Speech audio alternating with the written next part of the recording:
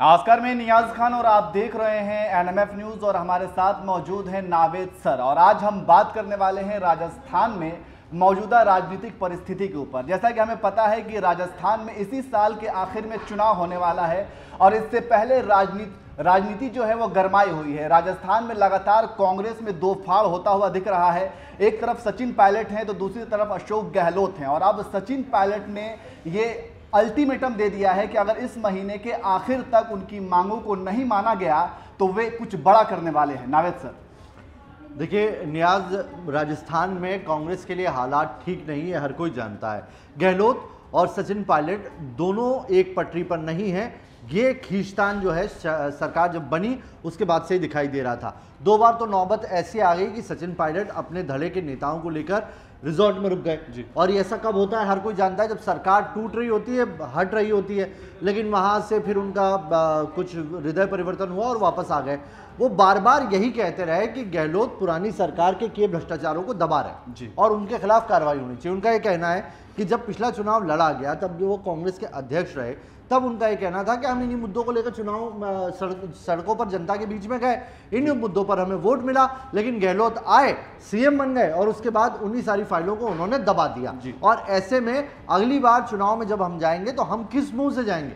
वो बार बार यही कह रहे हैं कि उन्होंने डिप्टी सीएम का पद तक छोड़ दिया। डिप्टी सीएम थे सचिन पायलट इस गवर्नमेंट के अंदर। जब उन्होंने पद छोड़ा तो ये कहा था कि मैं अपने पद पर होते हुए भी काम नहीं कर पा रहा हूं। यानी कि बहुत दिनों से इन दोनों ही नेताओं के बीच में टसल चल रही है।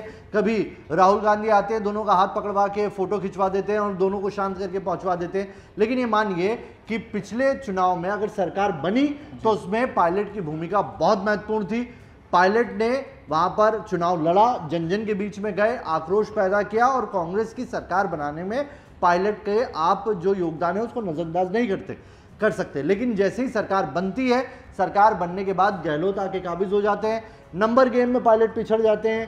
कई जगहों से ये भी आरोप लगाते रहे पायलट तो खुले मंचों से कि उन्होंने जो कैंडिडेट खड़े किए कांग्रेस के, उनकी जगह पर डमी कैंडिडेट खड़े कर करके गहलोत ने कांग्रेस के कैंडिडेटों को हराने का काम किया है।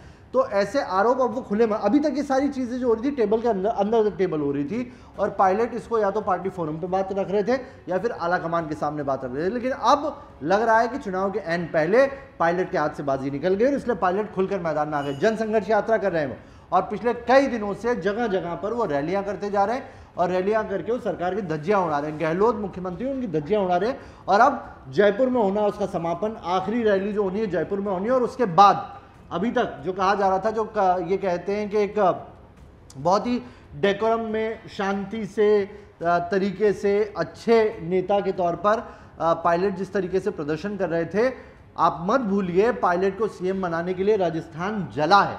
सड़कों पर टायर जलते देखे हमने।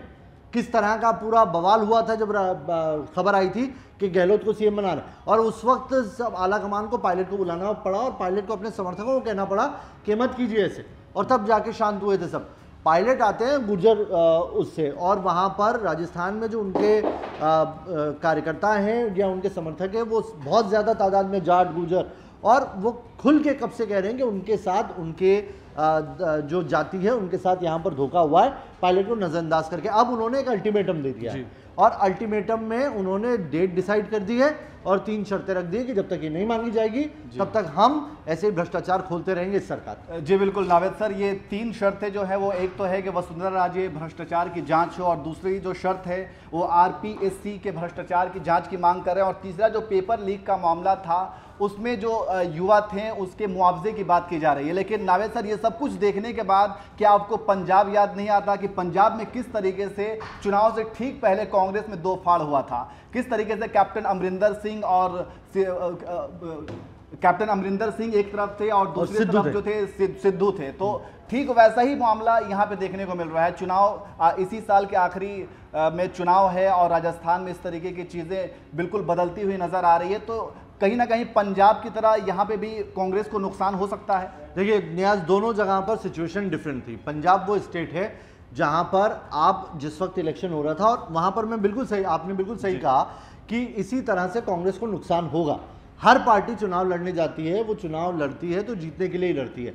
और पंजाब में आप सोचिए जिस वक्त चुनाव हो रहा था उस वक्त कांग्रेस की लहर थी, किसान आंदोलन चरम पर था। कैप्टन अमरिंदर जो पूरे किसान आंदोलन के जनक बताए जाते थे। सारे जो किसान नेता थे कैप्टन अमरिंदर के घर जाते थे, मिलके जाते थे, उसके बाद दिल्ली में धरना देने जाते थे। तो सारा कैप्टन अमरिंदर का वो बनाया हुआ सेटअप था। लेकिन सिद्धू आते हैं, उसके बाद कैप्टन अमरिंदर के साथ बयानबाजी होती है, इतने ज्यादा राजनीति का स्तर गिर जाता है कि कैप्टन अमरिंदर खुद पद छोड़ देते हैं और उसके बाद फिर से लड़ाई चालू होती है। और कहते हैं कि सिद्धू के और क्या जो जाखड़ है उनके बीच में सीएम पद को लेकर रस्साकशी होती है। आला कमान आते हैं, आला कमान चन्नी को सीएम बना देते हैं। लेकिन इन सारे मामले में इतना डैमेज हो चुकी थी पार्टी के, जो जीता जिताया चुनाव था वो हार गई। सुपड़ा साफ हो गया कांग्रेस का, और वही गलती कांग्रेस जो है इस बार राजस्थान में कर रही है। लेकिन राजस्थान में सिचुएशन इसलिए अलग है, और हो सकता है कि इसीलिए कांग्रेस इस तरीके से इसे देख रही है। कुल मिलाकर अगर देखा जाए तो आप देखिए, राजस्थान में हमेशा से ये रहा है कि हर ईयर, हर टर्म में, मतलब जैसी सरकार बदलती है तो उसके बाद सरकार बदल जाती है, दूसरी पार्टी आ जाती है। इससे पहले वसुंधरा थी, वसुंधरा से पहले गहलोत थे, गहलोत से पहले फिर वसुंधरा थी, उससे पहले फिर गहलोत थे। तो मतलब यहाँ पर हर बार, हर 5 साल में टर्म बदल जाता है। और ये कहते हैं कि रिवाज जो है वो यही रिवाज है कि हर 5 साल में यहाँ पे पार्टी चेंज हो जाती है, दूसरी पार्टी की सरकार बन जाती है। वहाँ के लोगों का मिजाज है। लेकिन ये मत भूलिए कि ऐसा हर जगह नहीं होता है। और आप जब चुनाव में जा रहे हैं तो आप जीतने के लिहाज से जा रहे हैं। और मत भूलिए कि वहाँ से जो सीटें निकल के आएगी उसका असर लोकसभा चुनाव पर भी होगा। आने वाले लोकसभा चुनाव में आप कैसे डील करेंगे, राजस्थान जैसे बड़े राज्य से आप कैसे डील करेंगे। और आपको पायलट को समझाना पड़ेगा, क्योंकि पायलट का जाना बहुत बड़ी गलती हो जाएगा। आप मत भूलिए, मैं इसको पंजाब वाली गलती से नहीं जोड़ूंगा, मैं इसे उस गलती की तरह लूंगा जो गलती इन्होंने वाईएसआर के साथ की थी, जी, जगनमोहन रेड्डी के साथ की थी। इन्होंने यही गलती, जगनमोहन रेड्डी सीएम बनना चाहते थे, नहीं बनाया, उन्होंने दूसरी पार्टी वहां पे खड़ी कर ली। आज वाईएसआर की सरकार चल रही है वहां पर, और देखिए आप वहां पर तो सरकार है ही। दूसरा, कांग्रेस का सुपड़ा साफ हो गया उस राज्य से। दूसरा, हेमंता बिस्वा शर्मा। हेमंता बिस्वा शर्मा कांग्रेस के कद्दावर नेता, वो चाहते थे सिर्फ बात करना, नजरअंदाज करते रहे, छोड़ते रहे। आज उन्होंने पूरे जो पूर्वोत्तर है वहां से कांग्रेस का सफाया हो गया। जिन 7 राज्यों में सरकारें चलती थी, आप सोचिए पूरी तरीके से सुपड़ा साफ हो गया कांग्रेस का। और कांग्रेस वो गलती कर रही है राजस्थान में। ये इस इलेक्शन की बात नहीं है, ये एक नेता को खो देने की बात है, एक जाति से हमेशा का बैर लेने की बात है। और दूसरी बात है, आप उस यंग लीडर को खो देंगे जो आने वाले वक्त में राजस्थान में आपका फेस हो सकता है। जी, लेकिन सर टाइमिंग को लेकर के सवाल उठ रही है कि जिस तरीके से, जैसा कि आपने जिक्र किया कि पंजाब से थोड़ा सा अलग मामला है, क्योंकि पंजाब एक संवेदनशील एरिया है और वहाँ की थोड़ी राजनीति अलग है। लेकिन राजस्थान जो है वो मतलब इसी साल के आखिर में चुनाव होने हैं, और सिर्फ टाइमिंग को लेकर के कि सचिन पायलट ये काम 2 साल पहले भी कर चुके हैं। 2 साल पहले भी उन्होंने बगावत की थी, बहुत सारे विधायक उनके साथ थे, लेकिन किसी भी तरीके से कांग्रेस आला कमान ने उसको सेटलमेंट किया और सारी चीज़ें ठीक हो गई। लेकिन क्या वो एक सही वक्त का इंतजार कर रहे थे? क्योंकि आखिर उनके मन में चल क्या रहा है, क्योंकि कहीं ना कहीं ये भी कहा जा रहा है कि सर ये पूरी की पूरी जो है कुर्सी की लड़ाई है। अब आप देखिए, आप ये देखिए कि सरकार में कितना वक्त बचा है। जी, बिल्कुल चंद महीनों का वक्त है। ऐसे में कुर्सी की लड़ाई लड़के पायलट क्या लेंगे। दूसरा, संवेदनशील राजस्थान भी है। राजस्थान का सबसे बड़ा बॉर्डर एरिया पाकिस्तान के साथ टच होता है। यहाँ पर भी ड्रोन वाली प्रॉब्लम है, जो पंजाब के साथ दिक्कत है वो यहाँ पर भी है। दूसरी चीज, आप जब रस्सी टूट जाती है ना तो उसको गठान लगाएंगे ना, तो वो रस्सी में गठान जो है वो सिलवटें हमेशा रहेगी। पिछले 5 साल से पायलट तो चिल्ला रहे हैं ना, वो छोड़ के तो नहीं गई आपकी पार्टी, आपकी पार्टी में है, और अपनी पार्टी में रहकर पार्टी फोरम में वो आवाज उठा रहे हैं कि भाई गलत हो रहा है। अब आप आंखें मूंदे बैठे रहेंगे तो कैसे सब ठीक हो जाएगा। आपके आंखों पर गहलोत की पट्टी ऐसी चढ़ी है कि आप डैमेज किए जा रहे हैं पूरी सरकार जो पार्टी है उसको राजस्थान के अंदर, और उसका नतीजा होगा देखिए आने वाले चुनाव में। इस वक्त अगर मैं बात करूं दोनों पार्टियों की, कांग्रेस की भी और बीजेपी की भी, तो दोनों पार्टियों में कलह चरम पर है। न सिर्फ यहाँ पर गहलोत और पायलट का नाम आ रहा, उधर भी वसुंधरा है, दूसरे तमाम पार्टी अध्यक्ष हैं, लोकसभा स्पीकर हैं, बहुत सारे गुट बने हुए हैं वहां पर भी, लेकिन चर्चा उनकी नहीं है। क्यों? क्योंकि आलाकमान मैनेज करके बैठा है। आपकी गलती है कि पायलट आज सड़क पे है क्योंकि आप मैनेज नहीं कर पा रहे हो, और इसके लिए जिम्मेदार है गांधी फैमिली, इसके लिए जिम्मेदार है खड़गे, जिनकी जिम्मेदारी बनती है पायलट से बात करें और सब मामलों को शांत करें। लेकिन सर ये भी है कि ये भी एक आरोप लगता रहा है कि जिस तरीके से वसुंधरा राजे और गहलोत के बीच की जो सांठ-गांठ है उसको लेकर के भी आरोप लगता रहा है। और यहाँ तक कि एक बार तो अशोक गहलोत ने भारी मन से कह दिया था कि जब कांग्रेस जब गिर रही थी राजस्थान में तो जिसने समर्थन दिया और जिसकी बदौलत वहाँ पे खड़ी रही वो वसुंधरा राजे हैं। देखिए, इन बयानों को आप राजनीतिक टूल की तरह तो इस्तेमाल कर सकते हैं, लेकिन इनकी सत्यता आप कैसे डिसाइड करेंगे मुझे नहीं पता। कल को अगर जो है इमरान खान जी बोल दें कि प्रधानमंत्री नरेंद्र मोदी ने मेरी सरकार बचाए रखी, तो उन बातों की सत्यता फिर भी आप जो है ये कह सकते हो कि डिग्निटी होगी, यार पीएम लेवल का आदमी कैसे बात करेगा, एक सीएम लेवल का आदमी बात, लेकिन उसकी सत्यता कैसे, उन्होंने बचाई मेरी। दोनों विरोधी हैं। सचिन जो गहलोत ने बयान दिया, इस बयान से उन्होंने पहले तो पायलट पे निशाना साधा, और दूसरा अगर आप बताइए कि वाकई में वसुंधरा राजे ने उनकी मदद की होती तो क्या वो मन से इस बात को कहते? आज वसुंधरा राजे की उस बयान की वजह से बुरी हालत है वहां पर।